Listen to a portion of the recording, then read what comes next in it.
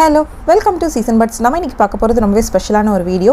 எங்கள் ஊர் கோவில் திருவிழா கொரோனா டைமில் எப்படி செலிப்ரேட் பண்ணுறாங்க. ஸோ அதோட கோழி விருந்தும் இருக்குது. வீடியோ மறக்காமல் ஃபுல்லாக பாருங்கள். இது வரைக்கும் நம்ம சேனலை சப்ஸ்கிரைப் பண்ணலன்னா மறக்காமல் சப்ஸ்கிரைப் பண்ணிக்கோங்க. நோட்டிஃபிகேஷன் பில் பட்டனை ஆன் பண்ணிக்கோங்க. ரொம்ப ஷார்ட்டாக இந்த வீடியோ இருக்கும். ஸோ வந்துட்டு ஃபுல்லாக கேப்சர் பண்ண முடியல, ஓரளவுக்கு கேப்சர் பண்ணியிருக்கோம். ஒரு சிம்பிளான ஒரு கோவில் திருவிழா எப்படி இருக்கும் அப்படின்றது இந்த வீடியோவில் நீங்கள் மறக்காமல் பார்க்கலாம். ஸோ அதோட ரெசிபீஸும் பார்க்கலாம். ஸோ வாங்க இப்போ வீடியோக்குள்ளே போகலாம். இப்போ இந்த 4 நாள் வந்துட்டு இந்த கோவில் திருவிழா நடக்கும். 4 நாளுமே லைட் செட்டிங்கு, அதுக்கப்புறமேட்டு பாட்டு சத்தம் வெடிப்பாங்க. அதுக்கப்புறம் வந்துட்டு ரொம்ப விசேஷமாக இருக்கும். ஸோ வந்துட்டு காலையிலையும் நல்ல லைட் செட்டிங்ஸ் இருக்கும், நைட்லேயுமே பார்த்தீங்கன்னா லைட் செட்டிங்ஸ் இருக்கும். காலையில் 5 மணிக்கே வந்துட்டு பாட்டு போட ஆரம்பிச்சுருவாங்க, சாமி பாட்டு. ஸோ அதோடு தான் வந்துட்டு நீங்கள் அந்த நாள் பொழுது விடியும் இருக்குது. ஸோ வந்துட்டு அடுத்து வந்து ஒரு 3 மணி அளவில் 2 to 3 மணிலேருந்து ஸ்டார்ட் பண்ணுவாங்க. வெயில் கொஞ்சம் குறையும் ஒரு ஸ்டேஜ்லேருந்து நம்ம வந்து பொங்கல் வைக்க ஆரம்பிப்பாங்க. அவங்கவுங்களுக்கு தேவையான இடத்த செலக்ட் பண்ணி அவங்க பானையை வச்சு பொங்கல் அடிப்பாங்க. நம்மளும் வந்துட்டு பொங்கல் வைக்கிறோம் கோயிலுக்கு. ஸோ வெண்பொங்கலும் வைப்பாங்க, சக்கரை பொங்கலும் வைப்பாங்க. ஸோ கோழி குழம்பு வைக்கிறவங்க வெண்பொங்கல் வச்சுட்டு அதை வந்து அப்படியே ரைஸாக சர்வ் பண்ணுவாங்க. கோழி வந்துட்டு அதை செய்யாதவங்க வந்துட்டு சக்கரை பொங்கல் செய்வாங்க. ஸோ இப்போ வந்து நம்ம வெண்பொங்கல் வந்துட்டு பொங்கல் சாதம் ரெடி. அடுத்து வந்து பார்த்திங்கன்னா சில பேர் வந்து மாவிளக்கு போட்டு எடுத்துகிட்டு வருவாங்க. மாவிளக்கு நம்ம கேள்விப்பட்டிருப்போம், ஒரு சில இடத்துல வெல்லம் போட்டு செய்வாங்க. இங்கெல்லாம் வந்துட்டு சக்கரை போட்டு தான் வந்துட்டு மாவிளக்கு செய்வாங்க. ஸோ மாவிளக்கு செஞ்சு இந்த மாதிரி தட்டை அரேஞ்ச் பண்ணி சாமிக்கிட்ட கொண்டு போய் பழம் தேங்காய் உடச்சி கொண்டாடுறது ஒரு வழக்கமாக இருக்கும். கூட்டம் இந்த தடவை கம்மி, கொரோனானால வந்துட்டு நிறைய பேர் வரதில்லை. அடுத்தது சேவல் வந்து வேண்டிட்டு இந்த மாதிரி துளுக்க வைப்பாங்க. அதாவது தண்ணி தெளித்து சேவல் வந்து தலையை ஆட்டுச்சு அப்படின்னா வந்துட்டு அந்த சேவல் வந்து சாப்பாட்டுக்கு ரெடி. அதாவது நீங்கள் வந்துட்டு வீட்டில் போய் சமைக்கலாம், இல்லைனா சமைக்க முடியாது நம்ம நினைக்கிறோம். பட் பார்த்திங்கன்னா ஒரு சேவல் மட்டும் என்ன தண்ணி தெளித்தாலும் அப்படியே இருக்குது. ஸோ சில சேவல் வந்து பார்த்திங்கன்னா நல்லா தலையை ஆட்டும். ஸோ அது வந்துட்டு உங்களுக்கு சாமி உத்தரவு கொடுத்ததா நினைப்பாங்க. சமைக்க முடியாதவங்க என்ன பண்ணுவாங்கன்னா கொண்டையை வந்துட்டு லைட்டாக கட் பண்ணிவிட்டு எடுத்துகிட்டு போவாங்க. நம்ம கோழி வந்துட்டு ரெடி ஆயிடுச்சு, நம்ம வீட்லேயே வந்துட்டு சுத்தமாக க்ளீன் பண்ணி கட் பண்ணி செஞ்சுருவாங்க. ஸோ இன்னொரு பக்கம் வந்துட்டு நம்ம குழம்பு ரெடி பண்ணுறதுக்கு வெங்காயம் எடுத்துருக்கோம். வெங்காயம், தக்காளி. வெங்காயம் வந்து பார்த்திங்கன்னா ஒரு 1/4 கிலோலேருந்து 300 கிராம், 250 to 300 கிராம்ஸ் வரைக்கும் சின்ன வெங்காயம். அது கூட 2 தக்காளி சேர்த்து நல்லா வதக்கிக்கலாம். வெங்காயம் எல்லாம் சாஃப்ட் ஆகணும். கூடவே கருவேப்பிலை ஒரு கொத்தும் சேர்த்துட்டு நல்லா வதக்கிக்கலாம். ஸோ இந்த குழம்பு வந்து பார்த்திங்கன்னா ரொம்ப டேஸ்ட்டாக இருக்கும். ஸோ அடுத்த நாள் வந்து கெடா விருந்தும் இருக்குது. அடுத்த வீடியோவில் உங்களுக்கு அந்த கெடா விருந்தும் ஷேர் பண்ணுறேன். அப்போ நிறைய ரெசிபிஸ் இருக்கும். ஸோ இப்போ வந்துட்டு நல்லா வதக்கிட்டு அது கூடவே வந்துட்டு நம்ம கரம் மசாலா, அதாவது கறி மசாலா தூள் சேர்த்துக்கலாம். வீட்டில் பொதுவாக அரைப்பாங்க. நம்ம வந்து கோழி தண்ணி குழம்பு அப்படின்னு சொல்லிட்டு ஒரு ரெசிபி போட்டிருக்கோம். அதில் வந்துட்டு எப்படி வீட்டிலையே வந்துட்டு மல்லி மிளகாலாம் வறுத்து மசாலா ரெடி பண்ணுறதுன்னு பார்க்கலாம். ஸோ இதில் வந்துட்டு டைம் இல்லை, ரொம்ப லேட் ஆயிடுச்சு. ஈவினிங் பொங்கல் வச்சு அதுக்கப்புறம் சிக்கன் க்ளீன் பண்ணி குழம்பு வைக்கணுன்றதுனால நம்ம வந்து ஃபாஸ்ட்டாக செய்ய வேண்டியதாக இருக்கிறதுனால ரெடிமேட் பவுடர்ஸ் யூஸ் பண்ணியாச்சு.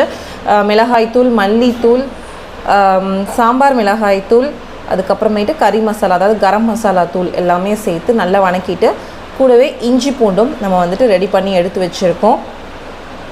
ஸோ இஞ்சி பூண்டு கூட நம்ம வந்துட்டு இன்னும் மசாலாஸ்லாம் சேர்க்க வேண்டியது இருக்குது. அதுக்கு முன்னாடி வந்துட்டு நம்ம இந்த வணக்கின வெங்காயம், தக்காளியை வந்துட்டு நல்லா ஆற விட்டு விழுதா, அதாவது ஃபைன் பேஸ்ட்டாக அரைச்சி எடுத்துக்கலாம். ஸோ ரெசிபி உங்களுக்கு ரொம்ப டீட்டெயிலாக இருக்குமான்னு தெரியல, ஏன்னா வந்துட்டு ரொம்ப ஃபாஸ்ட்டாக செய்கிறதுனால என்னால் எவ்வளோ கேப்சர் பண்ண முடிஞ்சதோ அவ்வளோ அளவுக்கு நான் உங்கள்கிட்ட சொல்கிறேன். பேசிக்காக இப்படி தான் ப்ரொசீஜர் இருக்கும். ஸோ இப்போ நம்ம ஆற விட்ட எல்லா வெங்காயம், மிளகாத்தூள் அதெல்லாம் சேர்த்து எல்லாத்தையும் ஒன்றா வந்து ஃபைனாக அரைச்சி எடுத்துக்கலாம். ஸோ இந்த பேஸ்ட்டு ரொம்ப வந்துட்டு முக்கியமான ஒரு இன்க்ரீடியண்ட் அந்த பேஸ்ட்டு தான்.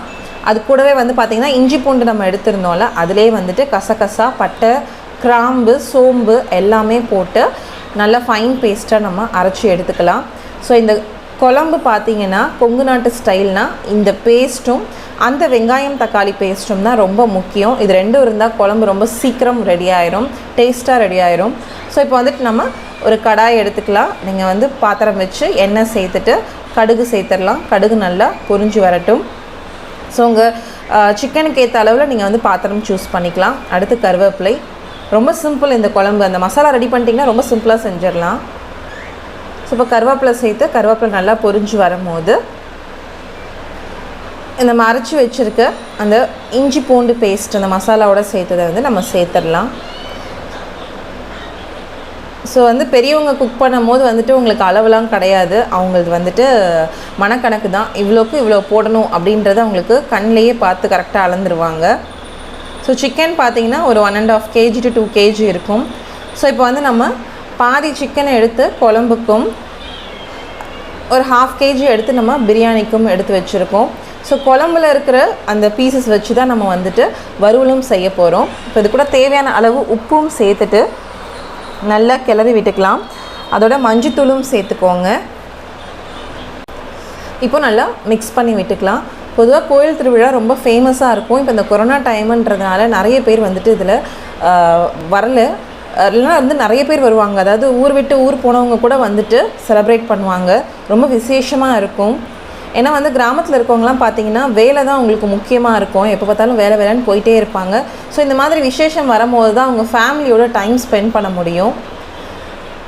ஸோ இப்போ வந்து நம்ம எல்லாத்தையும் நல்லா மிக்ஸ் பண்ணிவிட்டு இப்போ நம்ம அந்த வெங்காயம் தக்காளி கருவேப்பிலெல்லாம் சேர்த்து அரைச்சோம்ல அந்த பேஸ்ட்டையும் ஆட் பண்ணிக்கலாம்.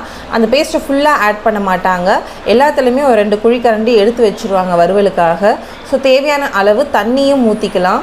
தண்ணி குழம்புன்றதுனால நீங்கள் தாராளமாக 4லேருந்து 5 கப் வரைக்கும் தண்ணி ஊற்றி நல்லா கொதிக்க விடலாம். ஏன்னா சிக்கன் ஆரம்பத்தில் வேக வைக்கல, நம்ம இந்த தண்ணியில் தான் உங்களுக்கு நல்லா கொதித்து வெந்து வரும்.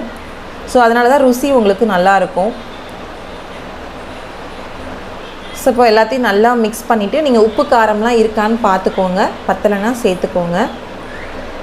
தண்ணி ஆட் பண்ணிவிட்டு நல்லா கிளறி விட்டுட்டு ஒரு பிளேட் போட்டு மூடி வச்சுருங்க. செமியாக மூடி வச்சுட்டு சிக்கன் வேகணும், குழம்பு நல்லா கொதிச்சு வரணும், அது வரைக்கும் நம்ம குக் பண்ணிக்கலாம். ஸோ மோஸ்ட்லி இந்த டைமில் பார்த்திங்கன்னா திருவிழா டைமில் எல்லார் வீட்லேயும் நான்வெஜ்ஜாக இருக்கும். ஸோ இப்போ வந்து நல்லா குழம்பு கொதி வந்துருச்சு. நீங்கள் வந்துட்டு சிக்கன் வெந்திருக்கான்னு பார்த்துருங்க. சிக்கன் வேகலை அப்படின்னா இன்னொரு 15 minutes கூட நல்லா கொதி விடலாம். ஸோ இப்போ சிக்கன் நல்லா வெந்துருச்சு அப்படின்னா நம்ம இது கூட வந்துட்டு தேங்காய் விழுது வந்து அரைச்சி சேர்க்க போகிறோம். ப்ளெயினாக தேங்காய் மட்டும் ஒரு அரை மூடி எடுத்து நல்லா அரைச்சி அதை வந்துட்டு கொதிக்கிறது சிக்கன் குழம்போட சேர்த்துடலாம். ஸோ வந்து தேங்காய் சேர்க்கறதுக்கு முன்னாடி அந்த குழம்பு எடுத்து அது கூட நல்லெண்ணெய் சேர்த்து குடிப்பாங்க, சூப் மாதிரி. இப்போ வந்து நம்ம தேங்காய் சேர்த்தாச்சு, எல்லாத்தையும் நல்லா மிக்ஸ் பண்ணிக்கலாம்.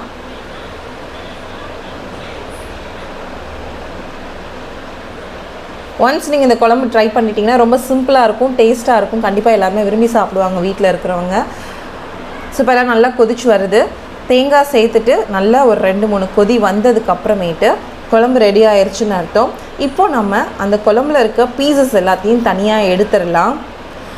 நல்லா எலும்பு, மோஸ்ட்லி நாட்டுக்கோழின்னு பார்த்தீங்கன்னா உங்களுக்கு நல்லா எலும்பாக தான் இருக்கும். நல்லா சதை இருக்கிற பகுதியாக பார்த்து நம்ம எடுத்துகிட்டு எலும்பை வந்து குழம்புலே விட்டுடலாம். இப்போ நம்ம பார்த்திங்கன்னா குழம்போட கண்டென்ட் குறைஞ்சிருச்சு பாருங்கள். கடைசியாக கொத்தமல்லி தூவிட்டு நம்ம அடுப்பை ஆஃப் பண்ணிடலாம். எல்லா பீசஸும் எடுத்ததும் குழம்போட கண்டென்ட் வந்து குறைஞ்சிருச்சு. பட் டேஸ்ட் வைஸ் ரொம்ப சூப்பராக இருக்கும். இது வந்துட்டு பார்த்திங்கன்னா ஒரு 10 members வரைக்கும் நம்ம சர்வ் பண்ணலாம். இப்போது அடுத்து இன்னொரு பாத்திரத்தில் நம்ம வந்து எண்ணெய் ஊற்றி கடுகு சேர்த்துட்டு இப்போது வேக வச்ச சிக்கனை வச்சு ஒரு சூப்பரான வறுவல் பண்ணிட போகிறோம். ஸோ அதுக்கு வந்து ஆல்ரெடி நம்ம எடுத்து வச்சுருக்க இஞ்சி பூண்டு மசாலா, அதே மாதிரி வெங்காயம் தக்காளி அரைச்சி வச்ச பேஸ்ட் எல்லாத்தையும் வந்துட்டு சேர்த்துக்கலாம். சேர்த்துட்டு நல்லா வணங்கினதும் வெங்காயம் தக்காளி பச்சை மிளகா கருவேப்பிலையும் சேர்த்து நல்லா கிளறி விட்டுக்கலாம். வெங்காயம் தக்காளி நல்லா வதங்கணும் இந்த மசாலாவில். ஸோ பேசிக் இது தாங்க. இதை வச்சு வந்துட்டு வெஜ்ஜில் கூட நிறைய வெரைட்டிஸ் பண்ணுவாங்க. இப்போது தேவையான அளவு உப்பு சேர்த்துடலாம். உப்பு சேர்த்துட்டு நல்லா மிக்ஸ் பண்ணிவிட்டு நல்லா வணங்கினதும் நம்ம எடுத்து வச்சுருக்க அந்த சிக்கன் குழம்பு வந்து கொஞ்சம் சேர்த்துக்கலாம். சிக்கன் குழம்பு சேர்க்கும் போது கொஞ்சம் ருசியாக இருக்கும். நிறைய சேர்க்க தேவையில்லை, கொஞ்சம் ட்ரை ஆகிற வரைக்கும் நம்ம குக் பண்ணுறதுக்கு வேணுங்கிற அளவுக்கு ஒரு கப் அளவுக்கு குழம்பு சேர்த்துக்கலாம். சேர்த்துட்டு எடுத்து வச்சுருக்க சிக்கன் பீசஸையும் நம்ம சேர்த்துடலாம். ஸோ சிக்கன் வந்து ஆல்ரெடி வெந்துருச்சு. இப்போ வந்து நம்ம போட்டிருக்க மசாலாஸோட பச்சை வாசனை போகிற வரைக்கும் நல்லா வணக்கினா போதும், நல்லா ட்ரையாக. ஸோ இப்போ வந்துட்டு இந்த சிக்கனை நல்லா மிக்ஸ் பண்ணிவிட்டு இதுக்கு தேவையான மிளகாய் தூள் சேர்த்துக்கோங்க. காரம் எப்படி இருக்குதுன்னு பார்த்துட்டு அதுக்கு ஏற்ற மாதிரி சேர்த்துக்கலாம். ஸோ ஆனால் வந்து மிளகாய் தூள் சேர்த்ததுனால கொஞ்சம் காரமாக ஆயிடுச்சு. பட் வந்துட்டு நீங்கள் செக் பண்ணிட்டு போடும்போது உங்களுக்கு அதை அவாய்ட் பண்ணிக்கலாம். இப்போது நல்லா ட்ரை ஆகணும் உங்களுக்கு.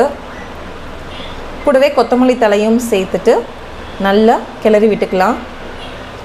மட்டன் ஆகட்டும் சிக்கன் ஆகட்டும் எல்லாத்துக்குமே ஒரே ப்ரொசீஜர் தான். பட் டேஸ்ட் வைஸ் ரொம்ப சூப்பராக இருக்கும். ஏன் நான் டேஸ்ட் திருப்பி சொல்கிறேன்னா, நிறைய பேர் இந்த ரெசிபி கேட்டாங்க, எப்படி வந்துட்டு குழம்பு இவ்வளோ சூப்பராக இருக்குது அப்படின்னு சொல்லிட்டு.